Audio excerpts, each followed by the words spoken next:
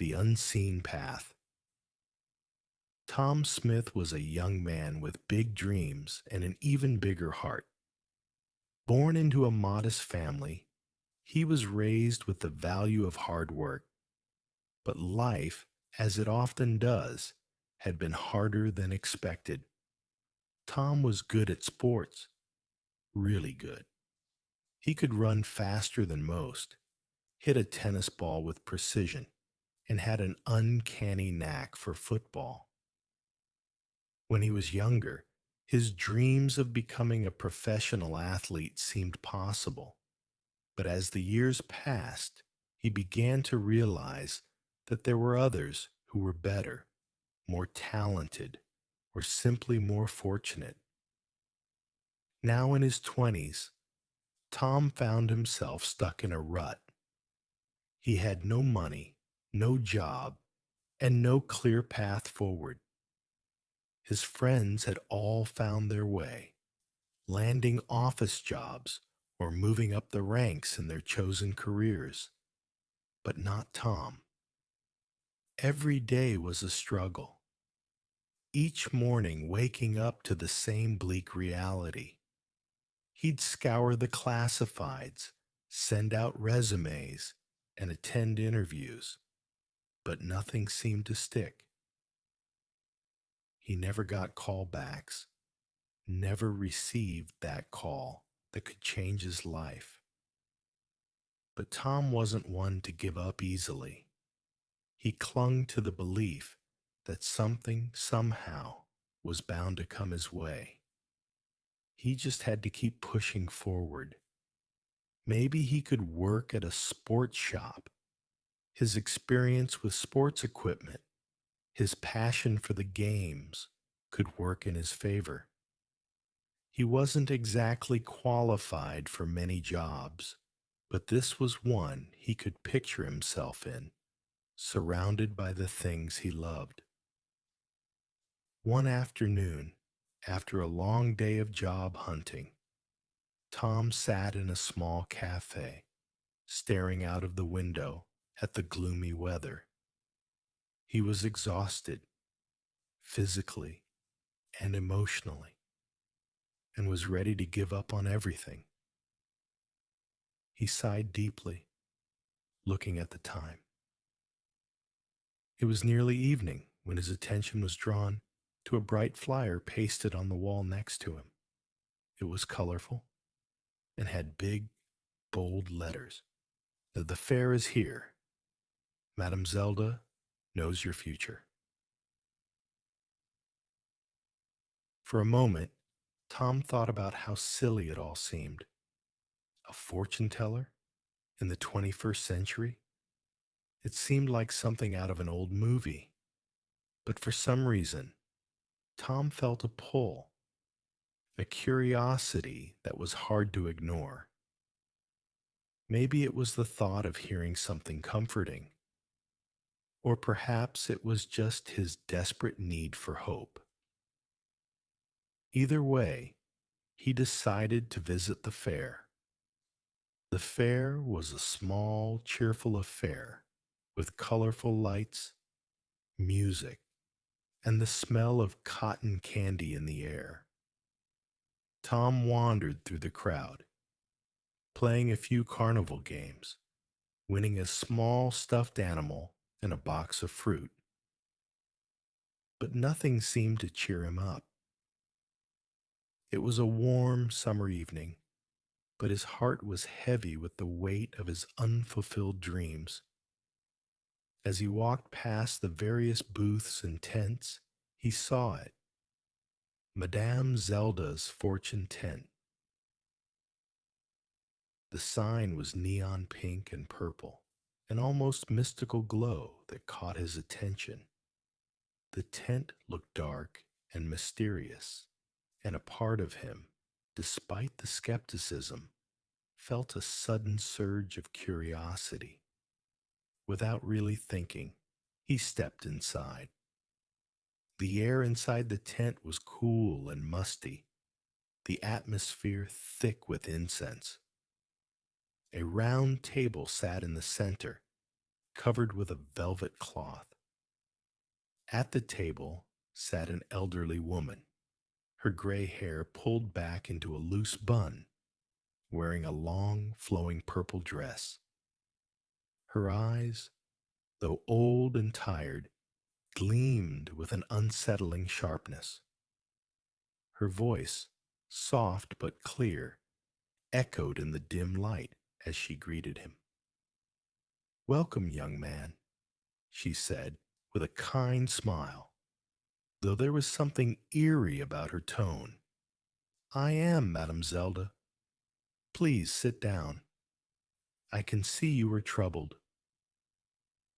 Tom hesitated for a moment, then sat down, more out of curiosity than belief.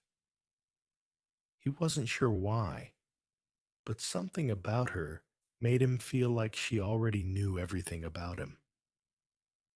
"Can I help you, Tom Smith?" she asked, without Tom ever telling her his name. Tom blinked. "How did you know my name?" he asked, his voice a mix of disbelief and caution. Madame Zelda only smiled cryptically. "The universe speaks to me in ways that others cannot understand. But enough of that. You have questions, don't you? About the future?" Tom didn't know how to respond. He was skeptical, but also curious. "I guess. I don't really know where I'm going," he confessed, his voice trailing off.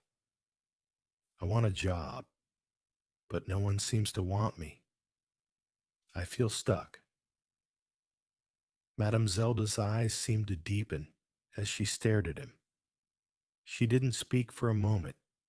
Then, with deliberate slowness, she gestured toward a deck of cards on the table. "Pick three," she instructed. Tom shuffled the cards awkwardly, then handed her three. Madame Zelda studied them in silence for what felt like an eternity. Finally, she looked up at him, her face solemn. "I see much uncertainty in your future," she said softly. "But there is one thing I must warn you about. Do not travel next Friday. There is a journey you must not take.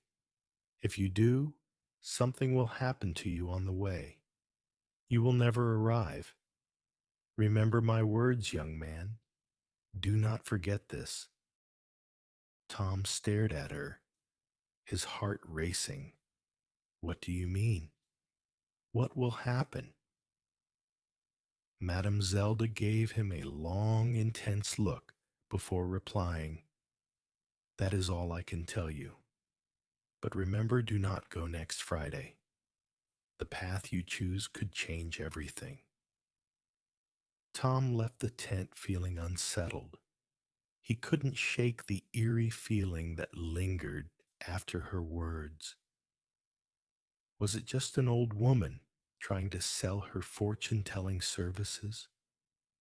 Or was there something to her warning? The very next day, Tom received a letter. He ripped open the envelope, his heart pounding as he read. A sports shop in a nearby town was looking for a new employee. They liked his resume and wanted to meet him for an interview the next day, Friday. His mind immediately flashed back to Madame Zelda's warning. The words echoed in his mind, "Do not travel next Friday." But what was he supposed to do? This job could be his chance. It was a sports shop, his dream job. He couldn't let it slip through his fingers just because of some old woman's strange prediction. "I'm not going to let a fortune teller control my life," he muttered to himself. And so he packed his things and headed to the station early Friday morning.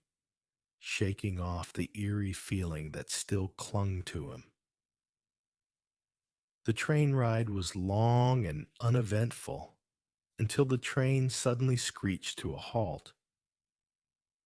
Tom was jolted forward, his heart racing. Passengers murmured nervously as the conductor came on the intercom. "Ladies and gentlemen, I'm afraid we've encountered an obstruction on the tracks. There's a large tree down ahead. It will take us some time to clear it, so please be patient." Tom's stomach dropped. He glanced nervously at his watch. He was already running late for the interview. And now, this? As the minutes dragged on, Tom's frustration grew. He decided to step outside the train to stretch his legs and clear his head. That's when he saw him, a frail, elderly man, limping toward the train door, a heavy suitcase in hand. The man's legs seemed to drag, and he winced with every step. Something inside Tom shifted. He couldn't just let the man struggle alone. He hurried over, offering to help. "Sir, may I carry that for you?" Tom asked, noticing how heavy the suitcase looked. The old man looked up with a faint smile. "Oh, thank you, young man. My legs are not what they used to be." Tom took the suitcase and, without thinking twice, helped the man off the train. He looked around and saw a small village nearby. The old man seemed to know it well. "Thank you, thank you," the old man repeated as they walked. "I'm afraid I'm not as quick as I once was, but you've been kind to me, very kind indeed." Tom, although feeling the pressure of time, didn't mind. He knew it was the right thing to do. As they reached the village, the old man turned to him with a smile. "You've been a great help. In fact, I might have a job for you." Tom raised an eyebrow. "A job?" "Yes," the old man said, his eyes twinkling. "I own several sports shops, and I've been looking for someone like you. Someone with passion, with heart, and with a genuine love for the sport. How would you like to manage one of my biggest shops? I think you're the right person for the job." Tom's heart skipped a beat. This was it. This was the opportunity he had been waiting for. The old man's smile widened, and Tom could hardly believe his ears. "You see," the old man continued, "sometimes life presents us with strange paths. You never know when your journey will take a different turn, when the unexpected happens. But if you are kind, if you help those in need, you might find that life returns the favor." Tom's first day at the new job was the happiest of his life. He realized that sometimes the universe works in mysterious ways. Madame Zelda's warning, which he had dismissed as nonsense, had saved him from missing his chance. It wasn't the journey he had planned, but it was the journey he needed. Tom's heart swelled with gratitude as he thought of the old man who had changed his life forever. He had learned that sometimes the road you're meant to travel isn't the one you expect, but it always leads to where you're